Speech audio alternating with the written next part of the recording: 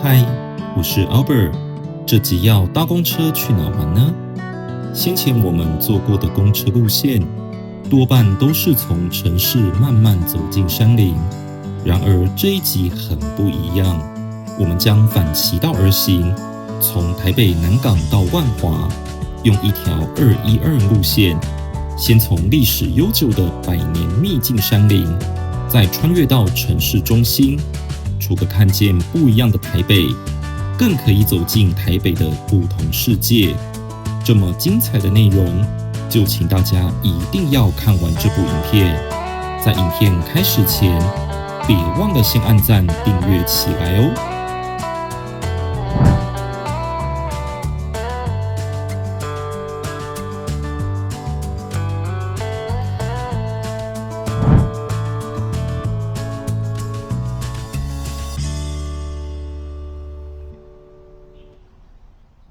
嗨，各位朋友，現在我人在舊莊2站的公車站牌這裡。那麼這一集呢，要帶大家搭乘的路線是212，從舊莊出發，我們要一路坐到終點青年公園。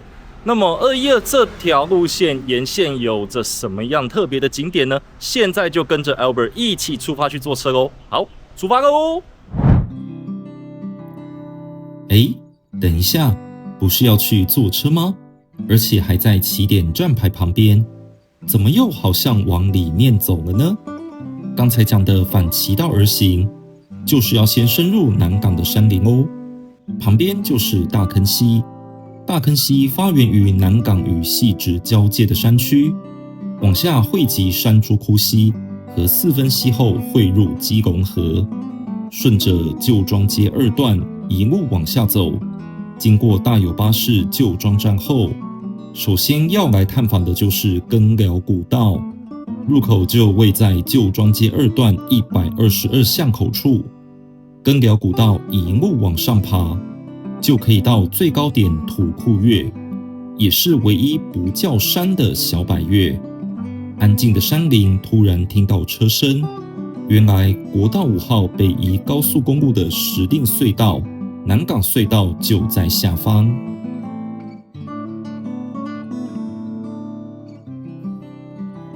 更寮古道沿途鋪設良好的石階步道，也是昔日運送農作物的古道，更是南港與深坑之間的百年老路。另一條稱為土庫間古道，可一路通往深坑的深南公路。唯一的一般公車679就是行走深南公路。先前我們也曾經介紹過，還不知道的朋友們，可點選右上方資訊卡回顧一下。接到柏油路面，沿產業道路再往前走不用1分鐘，左轉就是第2段的更寮古道，慢慢的進入較平緩的碎石路面。這一段應該是更寮古道最平緩的一段，繼續往上走，即可以接到第3段更寮古道。這裡的坡度則開始越來越陡。若是覺得坡面路段太陡，可行走右邊的石階路面，並搭配登山手杖以維持平衡哦。來到一條岔路，2條都可以接到土庫岳，右邊這條可接到春軒農場。我選擇左邊這條繼續往上走，回程再走春軒農場這條。平緩的路段過了之後，接着登場的就是滿滿的石階。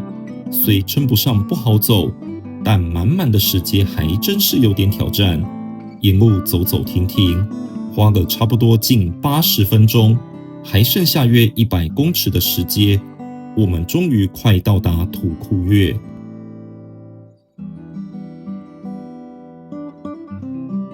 土庫岳有一處涼亭可供休息，相傳在清代時期，土庫岳山頂曾設立瞭望台，由義勇守衛駐守，以前稱為更寮或望高寮，跟台中的望高寮是不一樣的哦。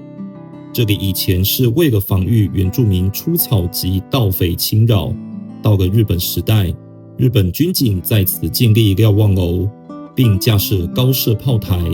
土庫岳望高寮可俯瞰大台北盆地、林口台地，若是視野清晰，更可以瞭望北方的七星山、西方的大洞山及南方的石頭山。土庫岳留有一等三角點、衛星點、重力點及一等天文點等基石，另有一個三等三角點基石，是國防上與測量上的重要地標。雖然可以360度環景，但部分視野受到茂密樹林遮擋，進而影響視線，稍顯可惜。在這休息一下子之後，我們就要準備下山坐車嘍。嗨，各位朋友，花了差不多80分鐘的時間，我終於爬上來土庫岳了。那等一下我們下山之後，就要帶大家去做212嘍。那我們現在就準備下山。下山之後，看到這個指標——山豬窟間根寮古道，順着這條走就可以接到春軒農場，回到剛才經過的岔路。若是沒有順着這個指標前進，走錯路就一路走到深坑哦。一路往下走，回到舊莊街2段122巷登山口，順着舊莊街2段走回舊莊2站公車站牌，經過大豐福興宮，主祀福德正神，是南港舊莊地方水尾土地公廟，其淵源與南港路上新南宮相關。每逢福興宮為文職股份時，則需前往南港新南宮做一個割火儀式，以表飲水思源之意。來到這裡也不忘參拜，祈求這趟旅程平安順利。回到舊莊2站公車站牌，準備要來搭乘今天的主角212正線。212一共分為正線經南港路、永吉路，直行忠孝東路的212直達車及212夜間公車。212正線沿途行經中研院、南港展覽館、南港車站、台肥新村、捷運昆陽站、捷運後山埤站、永吉路、國父紀念館、忠孝東西路、台北車站、捷運西門站、南機場公寓，最後抵達青年公園。全程2段票，由大有巴士營運。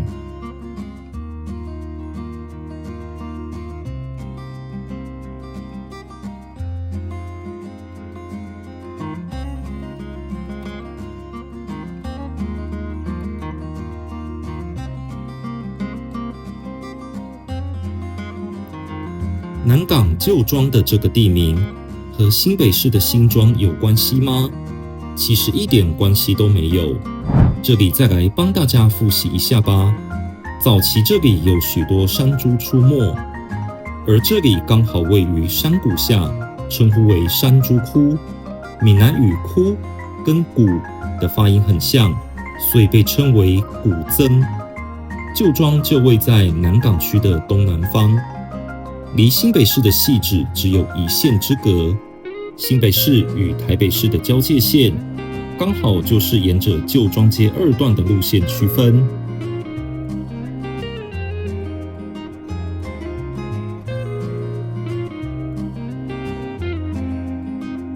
你們知道南港最早的道路是哪條嗎？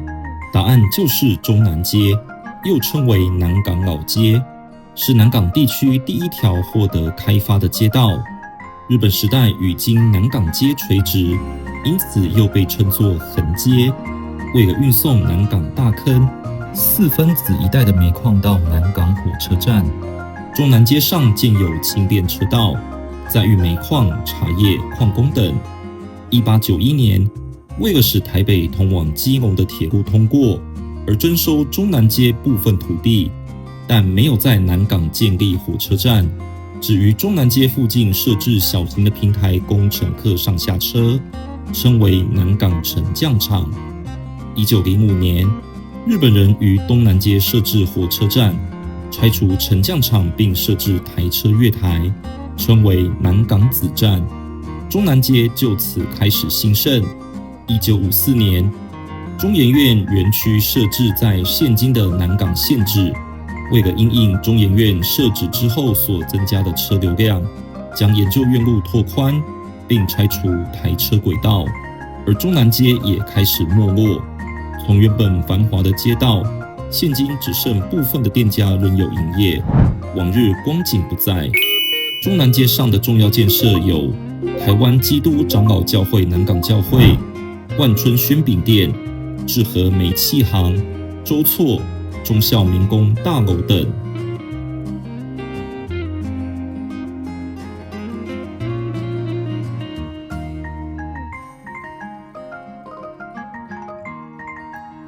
然而，坐着，我們坐到南港火車站這一帶，但是為什麼現在台肥新村這一站下車呢？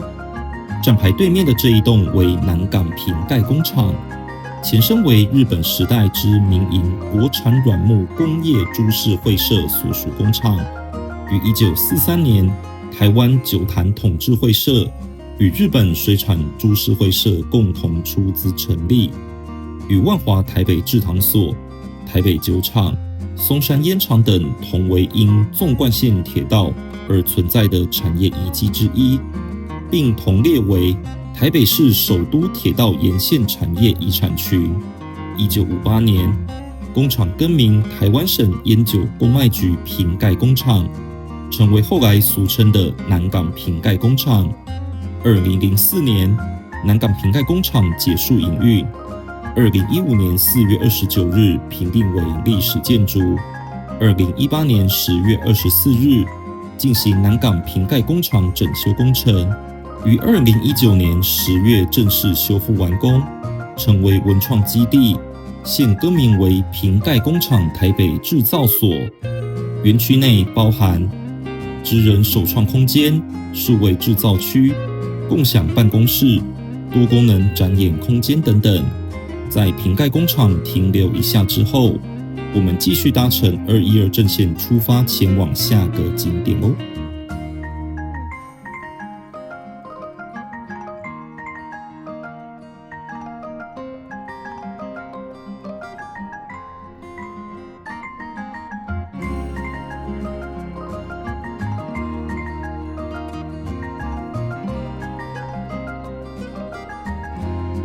60多年前，台北市外圍林區幾乎是荒地一片。當時的台灣省政府為促進經濟，指定南港鎮成為工業區地帶。當時還隸屬於台北縣管轄，吸引不少廠商來此投資，包含剛才經過的南港輪胎、僑泰興企業麵粉廠、南龍鐵工廠等，一度帶動了當地的人潮與繁榮。另一方面，中央政府多方奔走下，中央研究院的附院計劃啟動執行，決定在南港營建園區。隨着中研院附院，人口不斷上升，但是早期南港的交通選擇並不多，除了火車之外，公路局的中研院到台北是重要對外往來的路線。直到1968年，南港改制由台北市政府管轄後，才漸漸有公車處及大有巴士的路線進入。大有巴士於1969年成立，中研院到台北交由大有巴士經營，成為大有元老級的路線之一，編號為1路。日後更分成了黃線，起點自凌雲5村發車，及白線，起點自舊莊發車。1977年改制聯營後，黃線變成205，白線變成212，這樣的編號，相信大家就熟悉多了。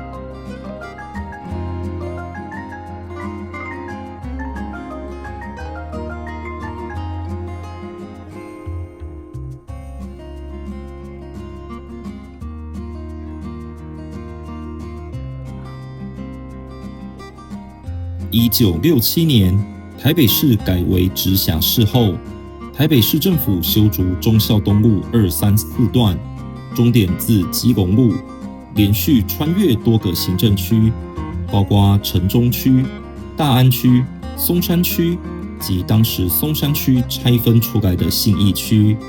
然而，忠孝東路的闢建造成房價快速飆漲，也曾於1989年在忠孝東路上發動夜宿活動。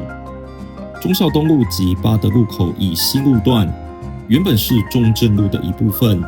1970年7月1日起，台北市政府將中正路在第一酒廠前轉彎處以西部分連結原忠孝路1段、2段，以中山南北路口為分界點，改名為忠孝西路和忠孝東路1段。原中正路在第一酒廠前轉彎處以東則改名為八德路。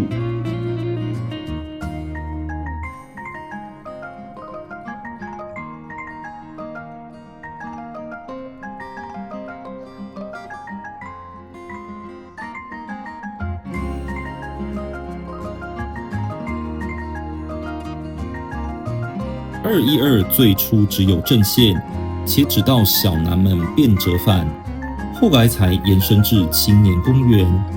不過大家有沒有想過，為什麼212的前半段路線是彎來彎去的呢？原因很簡單，當時忠孝東路並沒有完全貫通，5段到7段所有東向往西向的路線，一定要經過後山埤、永吉路才能接上原有的路線。大約在1986年，忠孝東路的1段到7段全線通車，大有巴士另行闢使212直達車，最初還會行駛永吉路，到了1990年代，改為全部行駛忠孝東路，則可以說是名副其實的忠孝幹線，完美的串聯台北市的東西向。東區商圈發展後，212的地位逐漸上升，班班爆滿及密集的班次，也不知道讓212在忠孝東路上走了多少遍呢。當時如果說是忠孝東路上的307，也一點都不為過。然而，捷運板南線通車初期，212的影響也不大，仍是大有巴士高營收的路線之一。還增開舊莊到捷運昆陽站的212區間車，疏運研究院路的人潮。至於212夜間公車的闢使，那又是另一段故事了。但晚期大有巴士的財務狀況不斷，營運範圍受到影響，先將部分路線釋出交由其他業者行駛，再將營運車輛縮減，旗下路線幾乎無一幸免。因此212逐年減班，昔日忠孝東路的風光也已不復返。不過舊莊、南港一帶，或是到青年公園，仍有些乘客會利用。現在的212班次雖沒像以前那麼多，但仍然穩定的營運着。好啦，青年公園快到了，我們要準備下車嘍。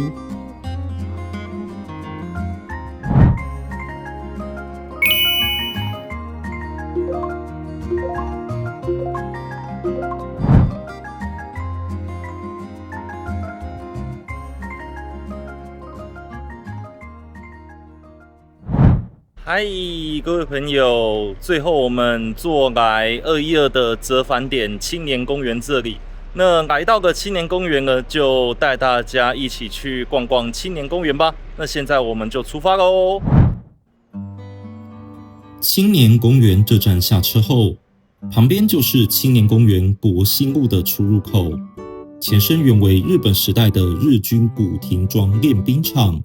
在1914年3月21日，日本飛行家野島銀藏駕駛美國制螺旋槳副葉式飛機準號表演飛行，被視為台灣航空之好史，也曾用作賽馬場地，後來改為機場。1974年3月29日青年節當天，改建為青年公園，於1977年9月完工。青年公園佔地約24.7公頃。剛才進來便看到青年之泉及九曲橋，是青年公園上相當重要的景點，還有植物溫室、音樂舞台、兒童遊樂場、大草坪、棒球場、花鐘等設施相當完善。其中，青年公園棒球場更是多個國際少棒賽事的主要比賽用場地。再往前走，這裡是大客車死角宣導區，展示的車輛是淘汰除役的2017年份30中型巴士，服務期間僅行駛過559路線，也成為一大亮點。經過音樂台，來到花中廣場，為1975年完成，當時名為巨型花壇。2011年將花中整修，並增加夜間照明，也是青年公園上民眾喜愛的拍照景點。逛了一圈也耗時約1個小時。青年公園除了可以散步、運動、野餐之外，開闊的大草坪也是寵物跑跳、小孩放電的空間。在地的朋友擁有這座青年公園，真的相當幸福。你們對於青年公園有着什麼樣的記憶呢？歡迎在下方留言告訴我們哦。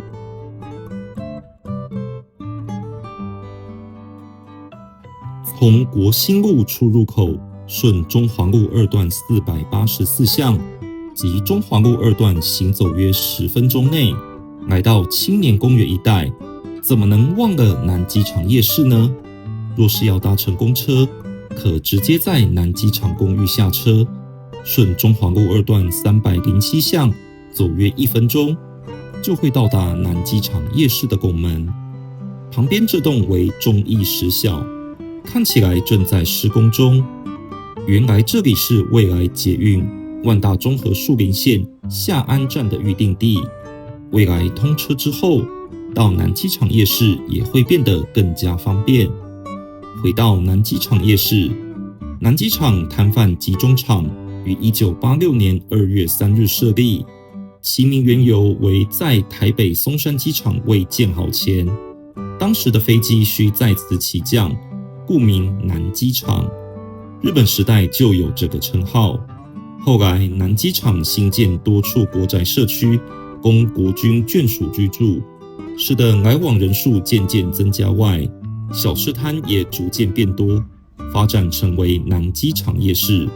雖然名為夜市，但全日皆有商家營運，主要顧客為當地居民為主，以吃的攤販居多，反而沒有什麼逛的。